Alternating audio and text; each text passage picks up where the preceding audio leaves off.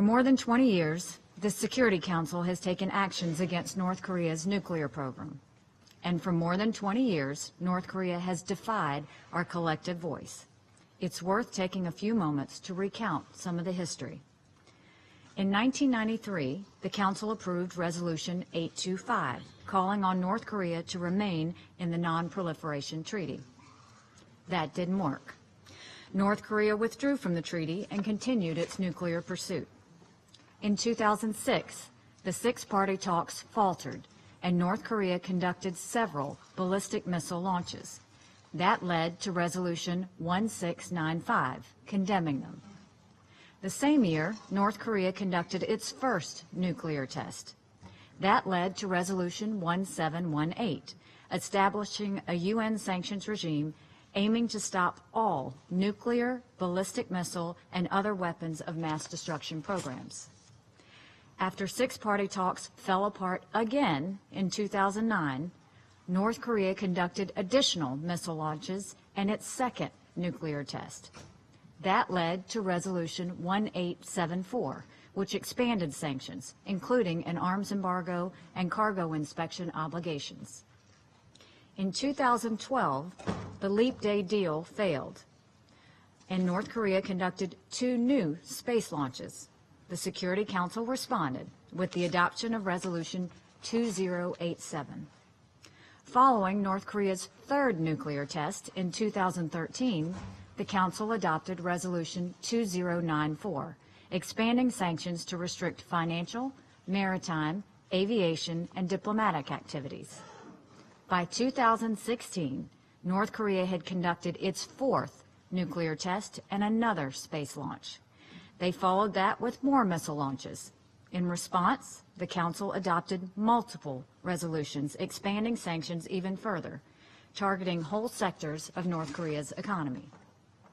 Finally, this year, the Council got even more serious. First, we adopted Resolution 2356, designating high-ranking North Korean government officials and the Military Strategic Rocket Forces Command for individual sanctions. Then, just last month, after the regime's first two ICBM launches, we adopted Resolution 2371, the strongest sanctions we have ever imposed on North Korea.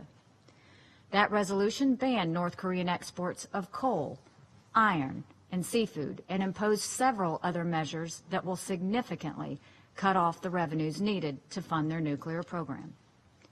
Why did I take the time to go through this history? To make this point. The United Nations Security Council has spoken with unusual unity and consistency on North Korea. That's a good thing. Along the way, there have been problems with implementation, and the Council has at times been too slow and too weak. But this is not a situation in which we have allowed divisions among us to stop any action. Still, here we are. Despite our efforts over the past 24 years, the North Korean nuclear program is more advanced and more dangerous than ever. They now fire missiles over Japanese airspace. They now have ICBM capabilities. They now claim to have tested a hydrogen bomb. And just this morning, there are reports that the regime is preparing for yet another ICBM launch.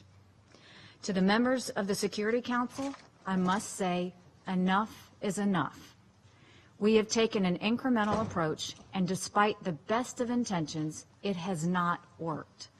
Members of this Council will no doubt urge negotiations and a return to talks. But as I have just outlined, we have engaged in numerous direct and multilateral talks with the North Korean regime, and time after time, they have not worked. The time for half measures in the Security Council is over. The time has come to exhaust all of our diplomatic means before it's too late.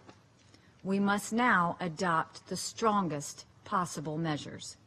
Kim Jong-un's action cannot be seen as defensive. He wants to be acknowledged as a nuclear power.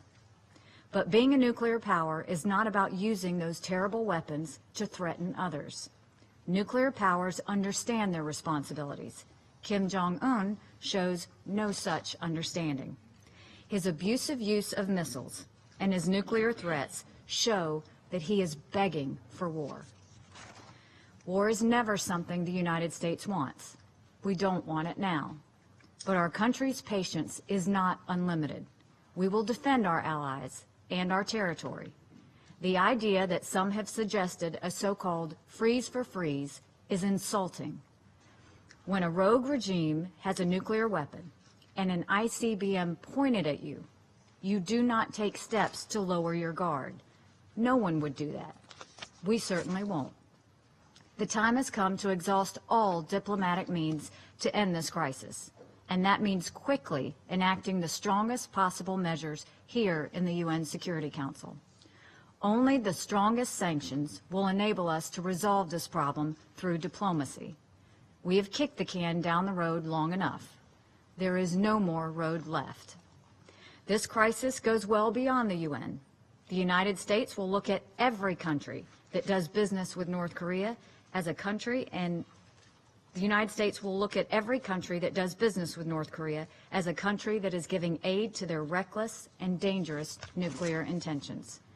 And what we do on North Korea will have a real impact on how other outlaw nations who seek nuclear weapons choose to conduct themselves in the future. The stakes could not be higher. The urgency is now. 24 years of half measures and failed talks is enough. Thank you.